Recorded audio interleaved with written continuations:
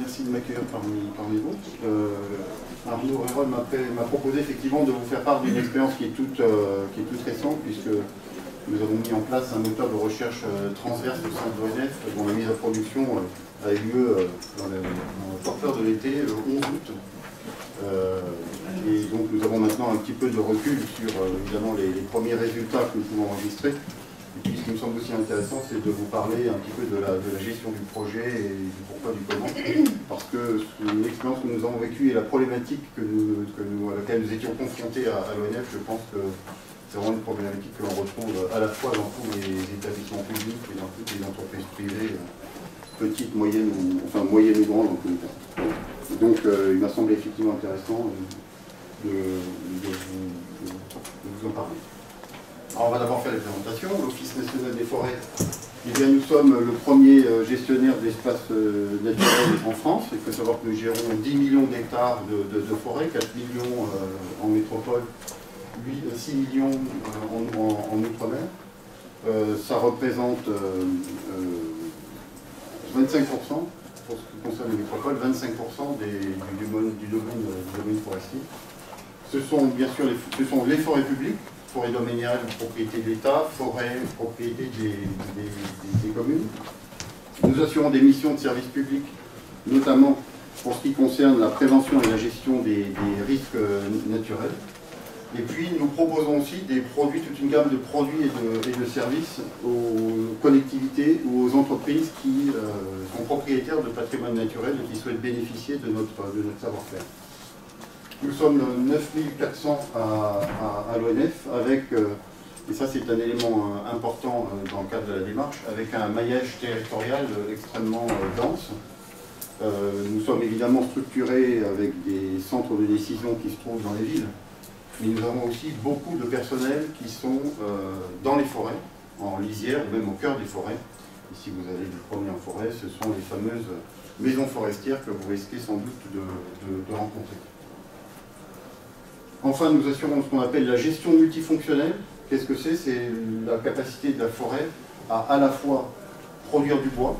Nous mettons sur le marché 40% du bois qui est vendu aujourd'hui en France. D'assurer la préservation de la biodiversité, c'est une composante très importante. Et puis également d'accueillir les publics. Il faut savoir que nous accueillons plus de 500 millions de personnes au total en France par an. Donc tout ça, c'est une gestion tripartite qui est très complexe et qui suppose effectivement qui suppose des compétences et un savoir-faire qui sont extrêmement riches. L'ONF, c'est finalement un établissement qui est assez peu connu, en tout cas les gens ne savent pas trop ce que nous entreprenons, ce que représente la réalité de la gestion de la forêt, et lorsqu'on s'y penche un tout petit peu, on se rend compte que c'est une accumulation de savoir-faire, d'expertise qui sont assez bluffants. Et là aussi, la dimension moteur de recherche, pouvoir effectivement accéder, lorsque je suis agent forestier dans ma maison forestière, que je me pose une question, je ne suis évidemment pas livré à moi-même, mais il n'empêche que je ne travaille pas en équipe au sein d'une même instance, je ne peux pas donc m'adresser directement en poussant la porte d'un autre bureau. Je vais devoir accéder à des informations et je dois pouvoir la trouver rapidement. C'est également un des enjeux de ce moteur. Alors, pôle multimédia, effectivement, je suis responsable du pôle multimédia à la direction de la communication. Notre vocation, c'est d'identifier en quoi nos chères technologies de l'information et de la communication peuvent contribuer à l'amélioration des performances de l'établissement. C'est vraiment la baseline de notre action. Et deuxièmement, également, et ça c'est un point auquel je suis particulièrement attaché, c'est sans oublier que ces TIC doivent également et peuvent vraiment contribuer au bien-être des personnels au travail. Ça c'est une dimension très importante que l'on intègre systématiquement dans tous nos projets. On se pose cette question, en quoi ça va pouvoir améliorer ce bien-être au travail et en quoi surtout déjà ça ne doit pas le dégrader. Mais il y a des capacités à l'améliorer qui sont très importantes si on y réfléchit suffisamment. Et parmi nos missions, donc, ce que nous gérons, c'est des objets internes. Nous gérons l'intranet. Donc chez nous, à l'ONF, nous mettons à disposition une solution. Nous avons plus de 500 contributeurs habilités en permanence sur tout le territoire qui publient en direct sans aucun workflow de l'information dans notre intranet. Donc c'est un intranet qui est très riche. Nous avons mis en place en début d'année une médiathèque collaborative. L'ensemble des collaborateurs de l'ONF disposent d'un compte dans cette médiathèque. Ils vont pouvoir venir déposer des photos, des vidéos, des bandes son, les partager, les proposer au niveau national pour que l'ensemble des utilisateurs puissent s'en servir. Donc vous voyez, on est beaucoup déjà aussi dans l'esprit collaboratif à l'ONF. Nous sommes en train en ce moment même d'expérimenter un réseau social d'entreprise et on ne désespère pas qu'on atterrisse en 2015 sur une généralisation de cette expérimentation, que tout le monde en bénéficie. Je dois dire que ça se passe extrêmement bien et que c'est un élément aussi très important par rapport au moteur de recherche qui anticipe aussi l'arrivée de ce RSE. Par ailleurs, nous gérons le site, le portail officiel de l'ONF, onf.fr. Nous créons des applications multimédia. Je vous recommande, si vous avez un smartphone, notre petite application Clé de forêt, qui est une application qui est assez ludique, qui est un système de clés d'identification des espèces que vous trouvez en forêt. Et dernière nouveauté de cette année, également les traces d'animaux en forêt. Et donc le fameux moteur de recherche transverse, dont j'ai assuré le copilotage. Je n'étais pas seul à la manœuvre. Le contexte, rapidement, c'est une prise de conscience qui a eu lieu au début des années 2010, suite à un audit informatique où les utilisateurs étaient globalement satisfaits des matériels, des services, des systèmes qu'on mettait à leur disposition, mais il y a eu parmi les points faibles un point très important qui a monté, qui était la difficulté à chercher dans l'ensemble des bases de données que l'ONF gère. On a énormément de bases de données différentes, en lien justement avec toute cette multiplicité de missions, de responsabilités, d'expertise, etc. Et puis on a une mission simplification qui a été engagée en 2011. Et cette mission simplification, l'un des thèmes importants, c'était, de point de vue, quand on raisonne gestion documentaire au sens large, c'est de pouvoir effectivement chercher dans l'ensemble des bases de données de l'ONF le plus rapidement possible, si possible avec une vision à 3 ou 4 ans. Voilà. Et puis on avait des témoignages aussi très importants et très intéressants dans ce genre de projet, c'est qu'on avait des témoignages qui émanaient de l'ensemble de la chaîne hiérarchique, du directeur général jusqu'à l'agent forestier. Donc il y avait une prise de conscience qui était complètement partagée à l'ONF sur la nécessité de bouger et d'avancer sur le sujet. Alors, on s'est réunis 4 maîtrises d'ouvrage qui ont finalement fait part de leur motivation pour se lancer. D'une part, la base de documents de référence, chez nous, c'est les instructions, les notes de service, les guides méthodologiques, les formulaires, des choses comme ça. Donc c'est extrêmement structurant pour tous les métiers. Donc ça, c'est une base très importante, j'allais dire, qu'on ne pouvait pas imaginer, pas embarquer dans le projet. Ensuite, nous avons évidemment l'intranet. Alors l'intranet, chez nous, il gère à la fois des actualités, et puis il va permettre aux directions fonctionnelles, aux groupes de projets, aux réseaux de compétences, etc., de déployer un sommaire dans lequel ils vont venir déployer des rubriques et injecter de l'information de toutes sortes. Voilà. De manière extrêmement libre et donc complètement décentralisée, comme je vous l'ai expliqué. Les centres de documentation, donc là ce sont des centres qui historiquement ont plus de 20 ans d'existence, qui ont accumulé énormément de documents, que ce soit des revues, des mémoires, des comptes rendus de colloques, des cartes, etc. Donc dans des thématiques à la fois qui sont très généralistes, techniques, pédagogiques, historiques, etc. Donc c'est vraiment tout un capital qui a été accumulé par les documentalistes de l'ONF et qui était finalement assez peu connu. Donc il y avait aussi un enjeu là important de révéler ce travail et cette richesse. Et puis l'amélioration continue, ça c'est quelque chose aussi d'important puisque nous sommes certifiés. C'est une base dans laquelle les personnes viennent déposer des demandes d'amélioration, de simplification, où ils font part de dysfonctionnement, où ils déposent des réclamations clients. Voilà. Donc ça aussi c'est quelque chose qui est pour nous important. Et alors le go est venu du directeur général lui-même, donc ça évidemment pour porter un projet c'est plutôt bien, en février 2013. Voilà. Et nous avons mis en service en août 2014. Donc les faits, alors c'est des faits d'une rare banalité, mais je crois qu'il faut vraiment les exposer parce que une fois qu'on les a énoncés, on se dit, est-ce que tout compte fait, moi aussi je ne suis pas concerné, nous dans notre entreprise, par rapport à ces situations. D'abord, dans nos entreprises, on engage des moyens qui sont dédiés à la gestion de l'information. Et c'est quand même important de se rappeler, c'est-à-dire qu'on engage des moyens humains, on engage des moyens techniques, on engage des moyens financiers. Alors financier, c'est à la fois évidemment tout ce qui est la partie serveur et autres, achat des applications, mais c'est aussi de l'humain. Je passe du temps à déposer une information dans l'intranet, j'ai passé 5 minutes, le compteur il a tourné. Ça a coûté de l'argent à l'ONF. On a des gens qui sont très mobilisés parce qu'une fois, comme vous le savez, une fois qu'on a déposé du contenu, au-delà de la création, il va falloir le maintenir à jour, il va falloir penser à le retirer, il va falloir penser à l'archiver. Donc c'est un engagement, j'allais dire, c'est un engagement dans la durée qu'on prend. Et puis c'est évidemment utile et indispensable à l'accomplissement des missions. À partir de là, on se dit, cette information qui est utile, il faut donc bien pouvoir y accéder rapidement et facilement. Bon. Deuxièmement, un retour sur investissement qui n'est pas optimisé, parce que les sources d'information ne sont pas toujours connues des personnels.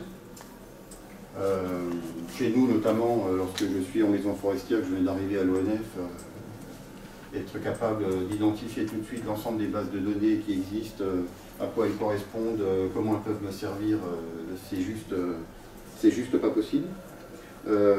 Et même si je connais l'ensemble des bases de données, pour autant, face à une situation dans laquelle je me trouve à un temps T, quelle est ma capacité à identifier la base de données pertinente, celle dans laquelle je vais trouver effectivement l'information, à supposer qu'elle s'y trouve.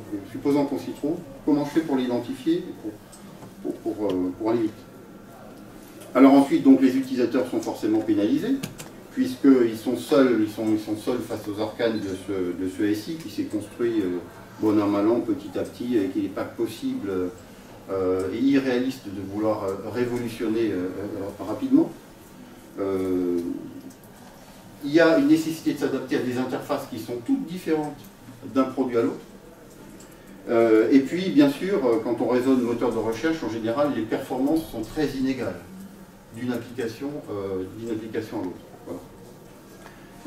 Donc, ce sont forcément toute une accumulation de coûts. Alors, c'est des coûts qui sont d'une part justifiés, on l'a vu, mais c'est surtout des surcoûts qui sont extrêmement préjudiciables à l'entreprise et qui sont très pénalisants. À la fois parce que le temps qui va être consacré à la recherche, il va être démultiplié, premier cas de figure. Deuxièmement, je crée des dysfonctionnements. Je ne sais pas comment faire, je crois me souvenir que j'avais lu que quelque chose il y a quelques années, oui, mais entre-temps, la procédure a changé, bon, je ne suis pas au courant, et puis j'arrive pas, bon, je vais faire comme je crois bon devoir faire. Je vais éventuellement recréer une information qui existe déjà. Voilà, donc je doublonne, j'accumule du temps, je perds de l'argent. Et puis, dernière option, dernière possibilité, c'est aussi de se dire, bon, moi je vais repousser la tâche, hein, on m'a demandé de faire, mais je n'étais pas pour, je ferai plus tard. Ou alors, voire même, j'abandonne. J'abandonne, je ne sais pas quoi faire, je passe à autre chose, tant pis. Donc ça, ce sont quand même des faits dont je pense qu'ils ont normalement une certaine résonance auprès de chacun d'entre vous. Donc, qu'est-ce que c'était avant? Une recherche sur les 4 bases dont je parle. Une recherche, on a fait calcul, on a pris notre chronomètre et on a regardé. C'est pour faire une recherche sur traction animale. J'ai pris traction animale, en gros c'est débardage en forêt. Pour aller chercher dans notre intranet, dans les documents de référence, dans l'amélioration continue et dans les centres de documentation, au total 2 minutes. Je vais passer 2 minutes pour peu que effectivement je sois suffisamment motivé pour rentrer dans tous ces outils avec des zones de recherche qui sont évidemment pas positionnées au même endroit, etc. Et alors ça ici, inconnu du bataillon, ça à l'ONF très peu de gens connaissent. L'intraforêt, oui, c'est même enfin nous, l'intraforêt c'est devenu une marque, donc c'est très connu. L'amélioration continue, on y va, mais uniquement lorsque effectivement on doit déposer une information ou lorsqu'on a été ressollicité parce qu'on doit, dans le cadre du workflow, faire une intervention. Et puis la base documentaire de référence, alors là, c'était vraiment assez catastrophique. Voilà. Donc la solution qu'on a retenue, c'est ce qu'on appelle un supramoteur de recherche. En l'occurrence, Cinequa. Donc vous aurez une présentation aussi tout à l'heure sur un autre volet. Donc le principe, si vous ne connaissez pas, c'est qu'on va venir créer une couche au-dessus de toutes nos applications, qui est donc propre au moteur de recherche Cinequa. Cette couche va venir indexer les documents, les métadonnées qu'on trouve dans nos différentes bases de données. Elle va, pour fonctionner ensuite...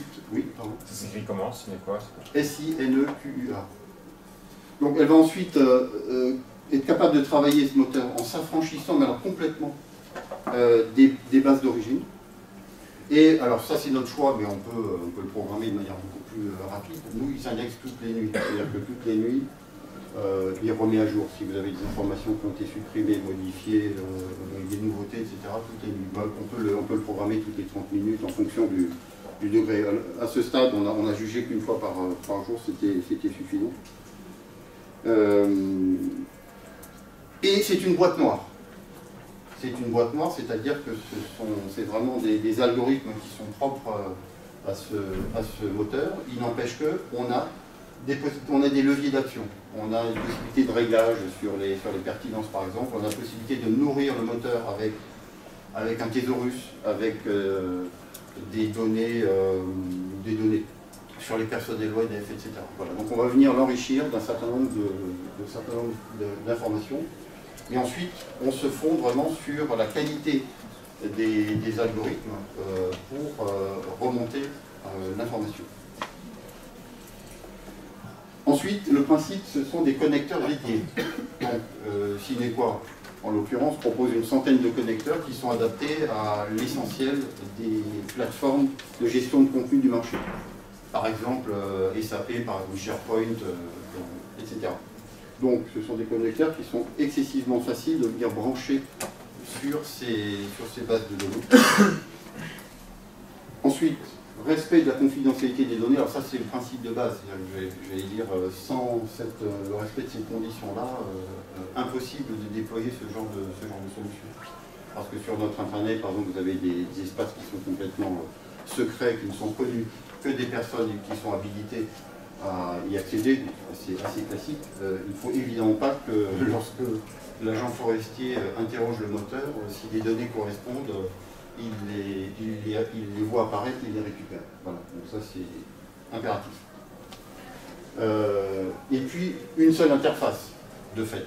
C'est-à-dire qu'on va remonter, on va amalgamer l'ensemble des informations, on va mutualiser toutes les sources, on va complètement s'affranchir des contextes d'origine et on va essayer d'agréger les mégadonnées de manière cohérente pour restituer un résultat qui soit le plus parlant et le plus performant possible pour les utilisateurs.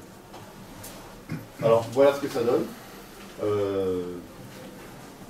C'est le principe de Google. D'ailleurs, on a communiqué au lancement sur le Google ONF. Eureka, on vous propose, Eureka arrive, c'est le Google ONF.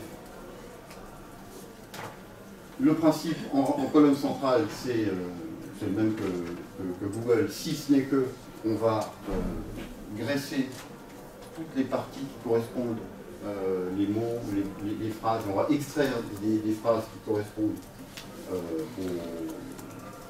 aux mots recherchés, au contexte et donc on dégage le contexte dans lequel le mot ou l'expression a été trouvé. Et ensuite, on va proposer ce qu'on appelle donc des facettes. Alors là, vous avez l'habitude des facettes quand vous allez sur les sites de e-commerce, ça c'est maintenant un grand classique, si ce n'est que ces facettes, grâce à ce genre de solution, on les introduit dans l'entreprise. Et d'ailleurs, c'est d'autant plus facile ensuite en termes d'acception du système que les gens ont déjà l'expérience de l'utilisation de ces facettes dans leur vie privée. Donc le transfert dans la vie professionnelle se fait quasiment instantanément. Donc là, je vous ai mis quelques facettes. Vous voyez, par exemple, au niveau des sources, on va donc être capable, si on prend les centres de documentation, on va être capable de déployer les articles, les CD-ROM, etc., les documents de référence, les instructions, les directives, les modes opératoires, intraforêt, les brèves, les sujets. Donc ça correspond. Voilà, je vais acheter un ordinateur, on va me donner les marques, HP, Asus, etc. Voilà, c'est exactement le même mode de fonctionnement.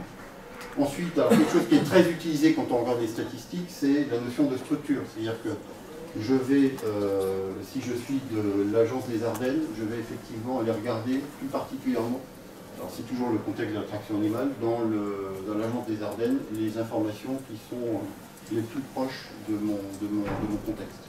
Pour le coup, géographique. Donc on retrouve là toute l'organisation de l'ONF. Ensuite, on a un extrait, une facette, donc là je ne vous ai pas mis les noms, mais on a des facettes qui présentent les auteurs qui ont été identifiés dans les bases de données, les personnes citées, parce que l'algorithme va permettre d'identifier des personnes qui ne sont pas de l'ONF, mais qui sont citées dans les documents, et il va les faire remonter.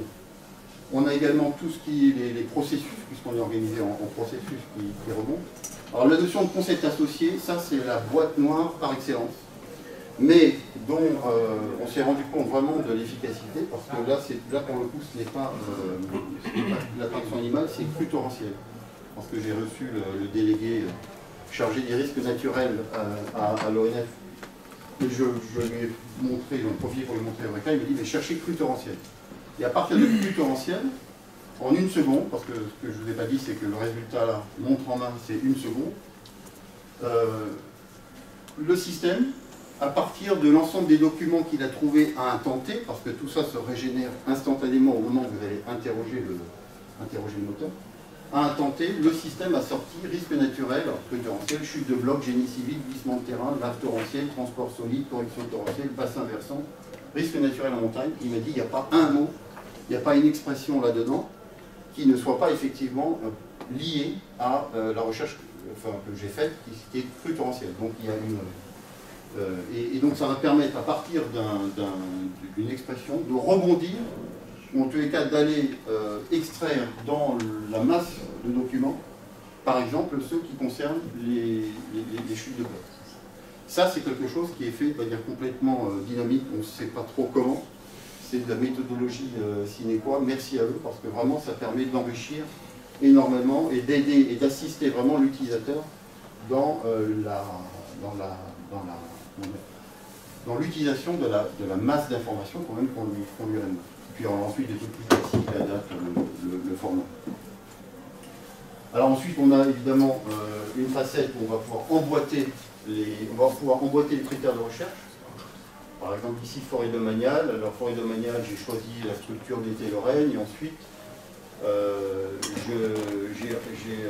j'ai interrogé le moteur en utilisant, parce qu'on peut affiner la recherche, j'ai dit ben voilà, à partir de ce résultat là maintenant, je vais demander tout ce qui concerne le chêne. Donc tout ça se fait en une seconde et tout est recalculé, bien sûr. Toutes les facettes vont être recalculées instantanément. Dès lors que de forêt domaniale vous allez passer à DT Lorraine, l'ensemble de votre écran est instantanément recalculé. Vous pouvez avoir des facettes qui peuvent éventuellement disparaître, d'autres apparaître en fonction de la nature des contenus, des bases de données qui sont interrogées. C'est vraiment très bluffant et c'est en ce sens-là que la communication sur Google, le Google de l'ONF nous a paru on ne peut plus pertinent. Dernière chose, c'est l'HTML, enfin en termes de temps de réponse. L'HTML enrichi. Donc l'HTML enrichi, c'est aussi quelque chose d'intéressant dans le sens où on va vous proposer le PDF qui va être décomposé en texte. Donc le texte a été réinterprété, on vous présente la première page dans sa version d'origine, la deuxième page textuelle, la page suivante version d'origine PDF, la page suivante textuelle. Et l'ensemble du texte va être retraité. C'est-à-dire que vous allez pouvoir naviguer à la fois dans les passages dans le document qui correspondent à l'expression que vous avez cherchée. Vous allez pouvoir par exemple identifier les personnes. Alors là, ce qui est intéressant, c'est qu'on a injecté, comme je vous disais tout à l'heure, on a injecté la base de données des personnels à la fois en activité et des personnels retraités de l'ONF. Parce qu'on sait que certains retraités avaient des compétences particulières dans certains domaines. C'est des gens qui sont très connus à l'ONF, ce sont des experts réputés, historiques. Et ces personnes, lorsque je vais donc dans les différentes facettes, je vais pouvoir identifier, lorsque le nom va remonter, on va également remonter le nom de ces personnes retraitées. Donc ça aussi, c'est un aide à la décision par rapport à l'ensemble des documents. Alors là, vous imaginez, c'est par exemple, vous prenez des documents qui font plusieurs centaines de pages. Aujourd'hui, nos moteurs de recherche classiques, dans l'intranet, par exemple, tiens, on vous a remonté le PDF qui fait 100 pages parce qu'effectivement, traction animale, on va trouver dans le PDF. Oui, et maintenant, qu'est-ce que je fais? Alors, j'ouvre mon PDF, je retape traction animale dans le document, etc. Là, je vais pouvoir passer en revue en fonction de ces différents critères et arriver très très vite aux différentes pages. Voilà. Donc, les enseignements de la conduite du projet. Rapidement, partir peu nombreux, mais avec au moins une tête de gondole. Voilà, il faut vraiment éviter l'effet tunnel. Nous, aujourd'hui, on a un plan de marche.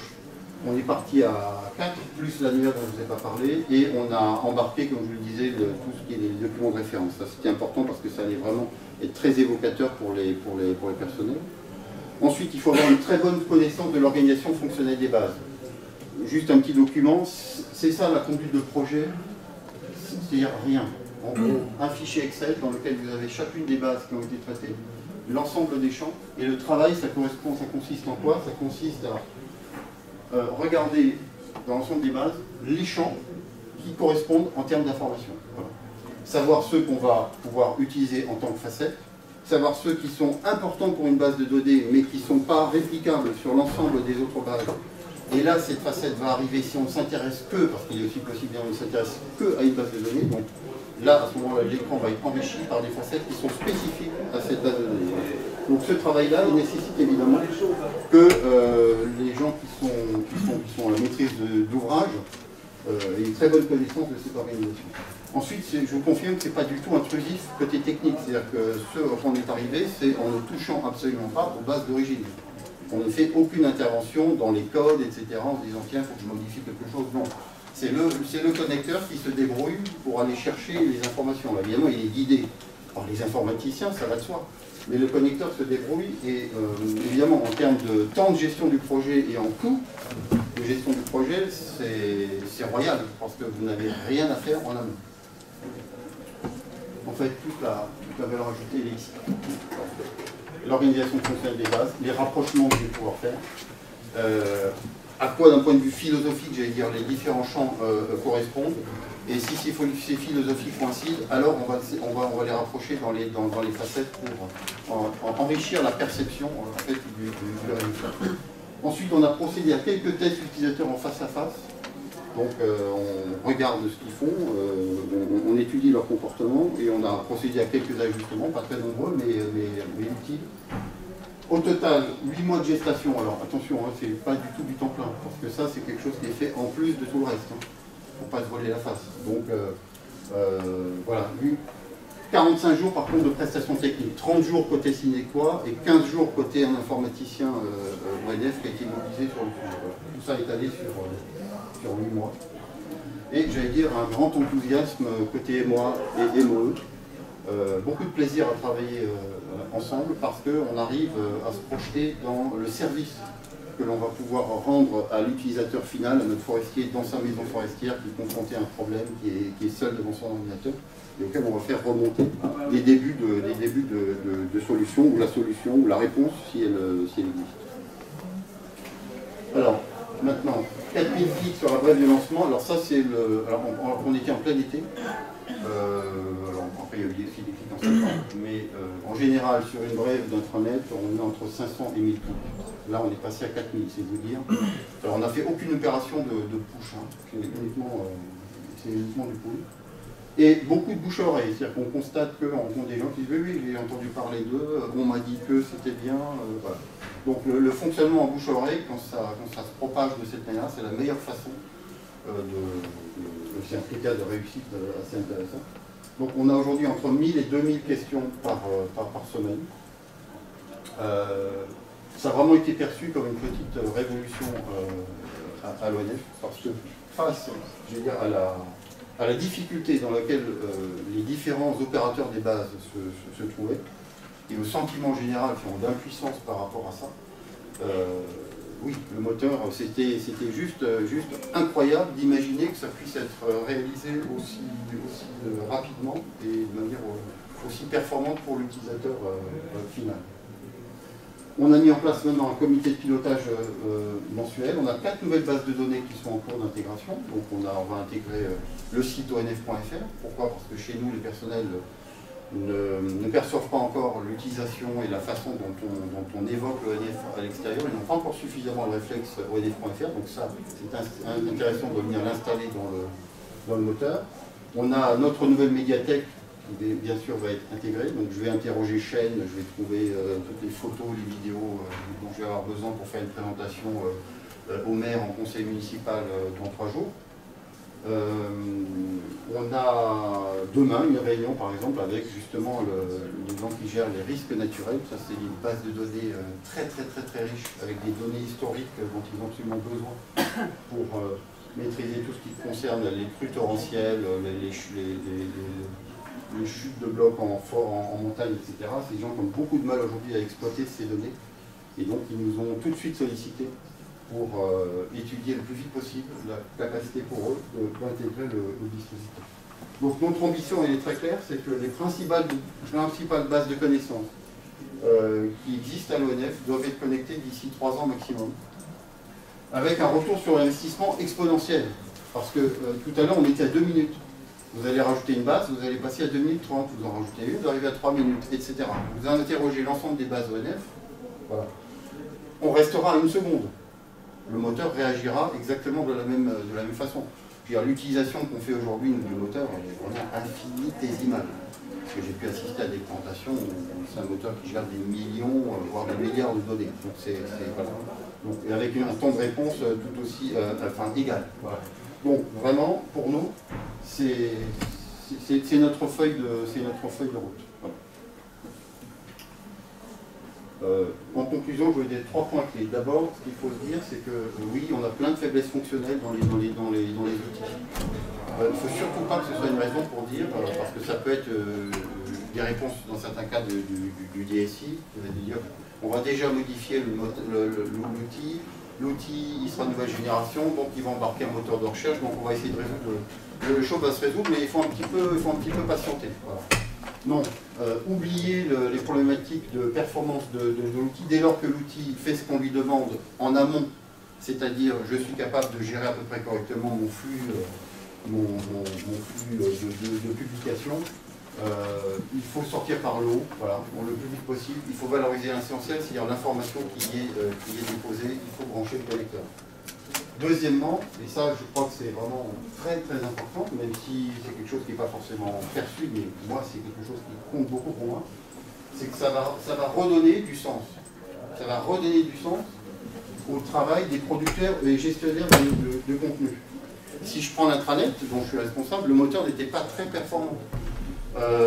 Beaucoup de gens déposent et déposent de plus en plus d'informations sur cet intranet. Mais je ne suis pas dans le même contexte psychologique si je me dis que l'information que je suis en train de déposer, elle est susceptible d'être retrouvée dès le lendemain matin, grâce à Eureka, ou l'information que je suis en train de déposer, bon, si un jour le gars a la bonne idée d'aller sur Intraforêt, d'interroger le moteur, d'attendre 1 minute, de farfouiller dans les résultats et de retrouver, bon, oui, je fais le travail, mais je ne le fais pas du tout dans le même état d'esprit. Voilà. Donc ça, c'est quelque chose qui est, me semble-t-il, fondamental. Mon travail est utile parce que j'ai la garantie qu'il va être trouvé. Et j'ai d'autant plus ce sentiment que moi-même, en tant qu'utilisateur de Eureka, par rapport à mes besoins, je le constate, je le vis au quotidien. Voilà. Donc, on est vraiment dans la démarche gagnant-gagnant. Et puis, il y a aussi, me semble-t-il, quelques incidences sur le collectif, parce qu'un moteur comme ça, il agrège. Vous avez trop souvent les gens qui disent on travaille en silo, on ne se parle plus, donc voilà. Là, on a quelque chose qui est une représentation de qu'est-ce que c'est que l'ONF, sans cloisonnement, voilà. Mais ça c'est aussi très important, je veux dire, dans la méthode, dans l'approche du moteur. C'est qu'il faut que les gens qui sont responsables des métiers des bases acceptent l'idée qu'ils vont complètement partager l'écran, l'interface avec les autres. Et que l'information n'a pas plus de valeur, leur information n'a pas plus de valeur qu'une autre. L'important c'est que leur information soit effectivement détectée comme ayant de la valeur au moment, au temps T, où la personne va la trouver et va l'identifier comme étant effectivement l'information qu'elle cherchait. Voilà. Donc ça, c'est quelque chose aussi qui me semble-t-il est très important. Et alors, quelques paroles, je vous laisse regarder. On a reçu très peu de mails, mais en général, quand vous recevez très peu de mails, c'est que les choses se passent plutôt bien. Les gens n'ont pas trop tendance, en tout cas c'est le cas chez nous, à dire que ça va. Par contre, dès que ça ne va pas, on reçoit des larges de mails, on en a reçu quelques-uns, qui nous ont évidemment fait assez plaisir. Voilà. Donc si vous êtes face à ces problématiques, si vous avez le sentiment qu'il y a une marge de progrès potentielle chez vous, moi je vous invite vraiment à vous interroger sur l'opportunité de sensibiliser notamment la direction générale à l'intérêt de se pencher sur ce type de moteur. Alors Cinequa n'est pas le seul moteur sur le marché, hein, il y en a d'autres, mais c'est celui que nous avons retenu. Voilà, je vous remercie.